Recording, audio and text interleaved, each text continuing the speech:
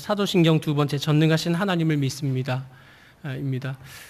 사도신경 안 하는 교회가 있을까요, 없을까요? 꽤 있어요. 침례교는 원래 좀 이상하게 해석을 해서 안 하고요. 지금 실제 기존 교회에서도 사도신경 이거 하지 말아야 된다라고 주장하는 교회들이 실상은 적지가 않습니다. 왜냐하면 새 신자가 오면 이거 믿지도 않는 거 어떻게 고백하라는 말이냐 하고 이게 새 신자들에게 아주 이렇게 부담을 주는 일이 되기 때문에 해서는 안 된다. 이렇게 주장을 하는 사람들이 있고 또 멀쩡한 목사인데 사도신경으로 신앙 고백하면 하나님 앞에 저주받는다고 하는 이런 이상한 목사까지 생겨날 정도로 실제 그런 사람들이 좀 희한하게 무슨 영을 받았는지 모르지만 아무튼 그런 그런 주장을 하는 사람들이 실제로 적지가 않습니다. 이제 그런 의미에서 우리가 사도신경이 무엇인지 이것으로 우리가 왜 신앙 고백을 하는지에 대해서 한번 정립해 보는 건 참 올바른 일이고 또 시의적절한 일이 아닌가라고 생각이 됩니다. 기독교 신앙의 출발이 어디서부터일까요? 거기 24페이지에 서론에 보면 해답이 있을 텐데요. 하나님에 대한 믿음은 기독교 신앙의 출발입니다. 그럼 이 믿음은 무엇을 향한 믿음일까요? 하나님을 우리가 찾아낼 수 없잖아요. 하나님이 자기를 우리에게 보여주셔야 되는 거예요. 하나님이 우리에게 자기를 나타내 주시는 것을 우리가 계시라 그럽니다. 계시. 바로 그 계시, 주어진 계시를 믿는 믿음, 이것이 바로 우리 기독교 신앙의 출발점이라는 겁니다. 그러면 하나님이 말씀을 통해서 일반 자연 계시를 통해서 하나님이 자신을 우리에게 나타내 보여주셨는데 그러면 그 하나님, 우리의 믿음의 대상인 그 하나님은 도대체 어떤 분이냐, 누구냐? 첫 번째, 전능하신 하나님이라는 말입니다. 그 전능이 무슨 말일까요? 다 가능하다는 말이죠, 거기 24페이지의 맨 밑에서 두 번째 줄에 그러므로라고 되어 있는데요. 거기 보면 전능하신 하나님, 괄호 열고 엘샤다이라고 되어 있는데요. 보통 이 히브리어에서 엘 나오면 그냥 그건 웬만하면 하나님 그렇게 아시면 됩니다. 벳엘 하면 벳이 집이고 엘이 하나님이잖아요. 그래서 하나님의 집. 엘 샤다이, 그럼 이제 샤다이가 전능이라는 말이고 엘이 하나님, 그래서 전능하신 하나님을 말하는 것입니다. 그러니까 이 엘샤다이, 전능하신 하나님, 불가능이란 없다, 못하는 거 없다, 다 한다. 이제 그 말씀이거든요. 그러니까 우리가 믿는 하나님이 누구냐? 못한 것 없는 하나님이다. 전능하신 하나님이다. 이게 첫 번째 내용이 됩니다. 그래서 이것에 대한 설명을 25페이지에 보시면 그 세 번째 줄에 요리문답이라고 되어 있는데 이게 요리 레시피 이런 거 아니죠. 이 요자가 요긴할 요자거든요. 그러니까 우리 믿음에 있어서 아주 요긴한 내용들을 문답 형식으로 정리해 놓은 거, 이건 이제 요리문답이라 그럽니다. 거기에도 그렇게 정리를 해 놓았고요. 또 하나님이 전능하시다는 말은 우리에게 어떤 의미를 갖느냐? 거기 동그라미 1, 2, 3번이 있습니다. 이게 중요한 포인트가 될 것 같습니다. 1번 한번 같이 읽어볼까요? 시작. 하나님이 우리의 모든 것을 다 아신다는 말입니다. 다 안다. 두 번째는 뭐예요? 하나님이 우리와 언제나 어디서나 함께 하신다. 그러니까 다 함께 하신다는 말이죠. 세 번째는 우리를 향한 하나님의 뜻은 능치 못함이 없다. 다 이루어지고야 만다. 이게 전능하신 하나님이 어떤 하나님이냐를 지금 설명을 하고 있는 겁니다. 그래서 이제 그 밑에 1번 대지 끝나고 하나님이 전능하시다는 말은 무슨 뜻입니까? 하고 이렇게 답을 하라고 하는데요. 그 답이 지금 우리가 읽었던 동그라미 1번, 2번, 3번이 그 답이 되는 겁니다. 자, 그러면 하나님이 전능하신 하나님인데 얼만큼 전능하실까요? 그게 이제 두 번째죠. 천지를 창조하신 하나님. 전능하세요. 근데 이 전능하사 얼마나 전능한데 천지를 만드실 정도로 전능하신 하나님이심을 우리가 고백하는 것, 이게 사도신경에 나와 있는 내용인 거죠. 그러니까 천지를 창조하실 정도로 전능하신 하나님이시라는 말입니다. 그래서 25페이지의 밑에서 세 번째 줄에 보시면 하나님의 천지 창조는 사람의 이해나 해석을 결코 필요로 하지 않습니다. 그것은 하나님이 하나님 되심의 위대하신 선포이며 하나님과 인간 사이의 근원적 관계의 설정이다. 말이 조금 어렵긴 한데요. 쉽게 말하자면 이겁니다. 제가 집에 갔는데 우리 아이가 음료수병을 못 따요. 제가 따줬어요. 그랬더니 얘가 이걸 벌컥벌컥 마시면서 와, 아빠 대단해. 못하는 게 없어. 그러거든요. 제가 정말 못하는 게 없는 전능자일까요? 아니죠. 그런 경우에 와, 못하는 게 없어와 하나님이 못하시는 건 본질적으로 차원이 다른 거거든요. 비교할 수가 없는 겁니다. 다시 말해서 하나님이 천지를 창조하셨다. 그걸 어떻게 이해를 하면 좋을까요? 그거 우리가 어떻게 이해해요? 하나님이 하신 천지 창조의 행위를 우리가 이해할 수 있다면 우리가 하나님하고 동일한 존재가 되는 건데요. 이 본질 자체가 차이가 있는 겁니다. 그래서 하나님이 창조하셨다.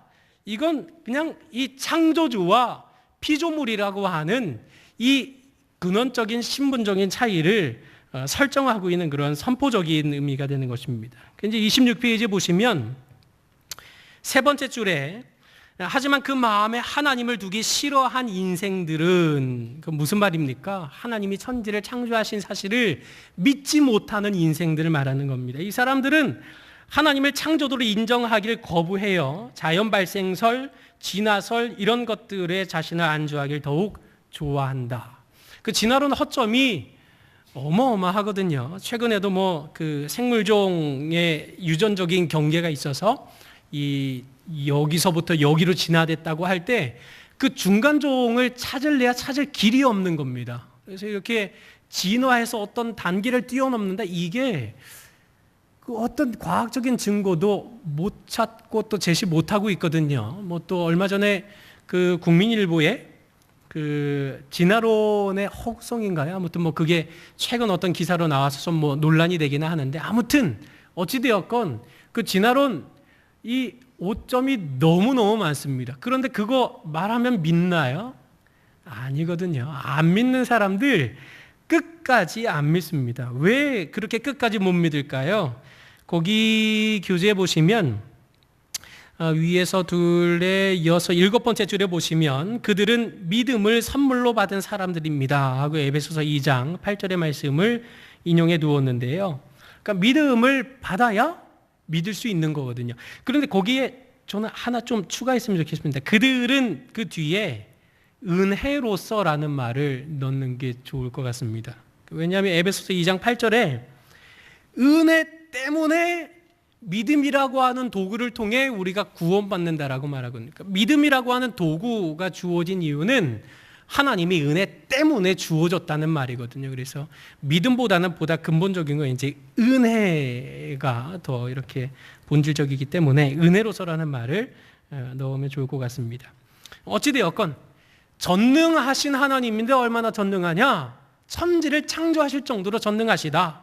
그럼 우리가 하나님을 창조주로 고백하면 어떤 의미가 있습니까? 거기 동그라미 1, 2, 3번이 답인데요. 자, 1번 같이 읽어볼까요? 시작. 하나님이 나의 생명의 주인이 되십니다. 2번이요. 시작. 하나님이 나의 생사화복의 주장자가 되십니다. 마지막 3번이요. 하나님이 나의 구속주가 되십니다. 창조주와 생명의 주인, 생사화복의 주장자, 구속주, 무슨 의미가 있을까요? 쉽게 말해서 이 마이크가 고장났어요. 어디로 가져가야 돼요? 만든 데 가져가야 되잖아요. 만든 데.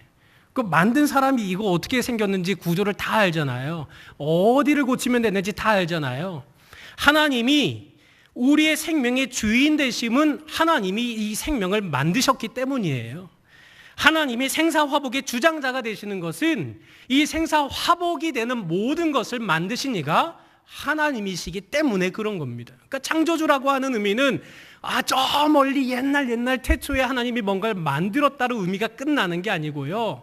그걸 만드셨기 때문에 주인이신 하나님은 모든 것 다 주관하신다. 모든 것 다 고치실 수 있다. 그러니 그분이 우리의 구속자가 된다. 이런 의미를 품고 있는 거거든요. 그래서 이제 그 밑에 보시면 문제 있죠. 하나님을 창조주로 고백하면 무슨 뜻입니까? 그게 바로 이 1번, 2번, 3번의 답이 되는 겁니다. 이제 결론적으로 그 내용 첫째 줄 보시면 사실 하나님에 대한 이 이상의 설명은 불가능합니다. 현대인들은 너무나 똑똑함으로 전능하신 창조주여 우리 아버지이신 하나님을 인간적 사고로 해결해 보려는 우매한 행동을 합니다. 실제 그렇죠. 그 어렸을 때 고등학교 때 그 친구들한테 교회 가자 그랬어요. 너 교회 왜 갔는데? 하나님 살아 계시잖아. 야, 그런데 그 뭐 예수님이 물 위도 걸었다며?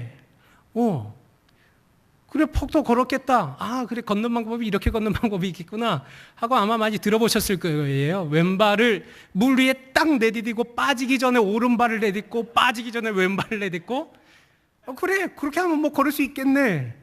아마 이렇게 막 비아냥거렸던 기억이 있습니다. 본질적으로 얘기가 다르잖아요. 무슨 말이냐면 사람이 물 위를 걷는다고 하면 그건 정말 이상한 일이죠. 하나님이 물 위를 걷는다? 그 물을 창조하신 분이 그 위를 걷는다? 이게 이상합니까? 하나님이 물속에 빠졌다. 그럼 이게 더 이상한 거 아니에요? 이 세상을 만드신 하나님이 물 위를 걷는다. 이건 정말 이상할 것이 아닙니다.